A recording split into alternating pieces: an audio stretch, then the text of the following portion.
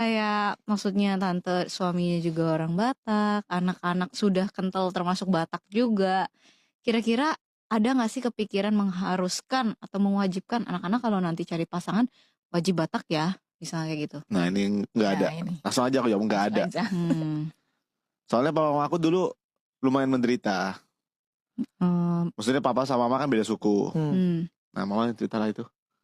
Pokoknya mereka 9 tahun pacaran gitu. Terus kayak sering banget ditolak sama satu sama lain. Sama orang tua satu sama lain.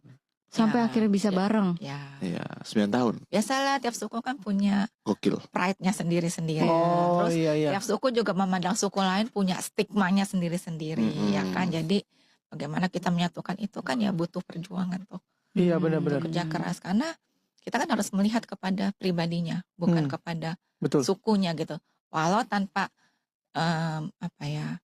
ya memang juga itu penting gitu ya, karena bagaimanapun kayak tante gini, ya harus kan beradaptasi dengan semua adat istiadatnya orang Batak gitu. Jadi jangan kita juga yang penting orangnya tapi tidak memandang, itu juga salah. Tapi kalau semata-mata mandang sukunya ya salah juga. Iya. Berarti memang harus dari beberapa sisi. Iya. Tapi menarik sih cerita tante. Aku boleh kulik lebih dalam nggak? Boleh. Kayak tante kan 9 tahun, nggak boleh.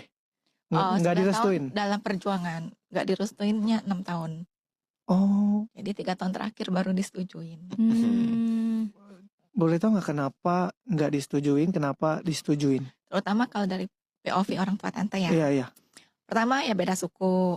Oke. Jadi ini maaf banget sama suku Batak, tapi inilah kenyataannya kan. Kalau di Jakarta zaman itu nggak tahu ya zaman sekarang kan ternyata emang orang Jakarta atau lahir besar di Jakarta. Nah zaman itu orang Batak itu identiknya dengan kayak kasar gitu loh. Terus kan dulu kayak supir-supir metro mini itu kan banyak orang Batak tuh kan, terus kayak ngebut-ngebutan gitu.